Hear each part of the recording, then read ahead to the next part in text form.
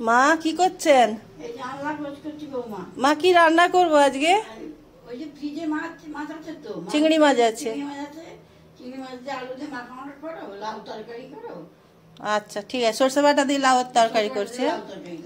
ঠিক আছে ঠিক আছে, আপনি চলে আসুন, বসুন, কাজ করতে হবে না। হ্যালো বন্ধুরা, তাহলে দুপুরের কি রান্না করলাম দেখে নাও। আজ দুপুরে যে সাদা ভাত করেছি, আর এখানে মাছের মাথা আর লেজা ছিল, সেটাকে একটু রামচুর দিয়ে টক করে নিয়েছি সরষে বাটা দিয়ে। আর এটাই লাউয়ের তরকারি, মা বললেন লাউয়ের তরকারি করো, সরষে বাটা দিয়ে করলাম। একটু টমেটো দিয়েছি, নামানোর সময় ধনেপাতা কুচানো দিয়েছি, সরষে বাটা দিয়ে করেছি।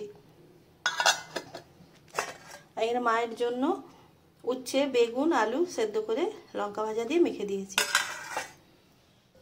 আর এখানে চিংড়ি মাছের মাখা মাখা ক্যারির মতো করেছি আলু দিয়ে।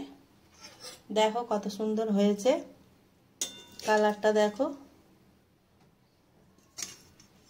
কেমন খেতে হয়েছে, মা খেয়ে বলবেন।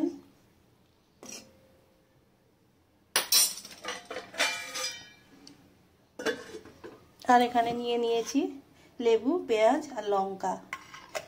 তো এবার খেতে দিয়ে দেবো। কেমন লাগলো আজকের রান্নাগুলো কমেন্ট করে জানাবে, লাইক শেয়ার করবে, আমার চ্যানেলটাকে সাবস্ক্রাইব করবে। এবার খাওয়ার টাইম হয়ে গেছে, এবার খেতে দেবো, আসছি। মা খেয়ে নিন।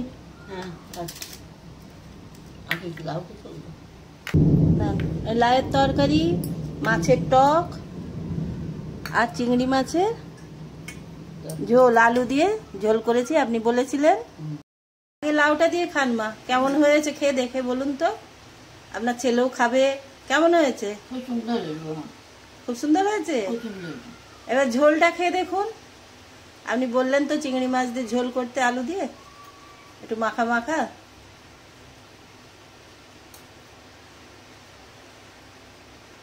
গরম আছে।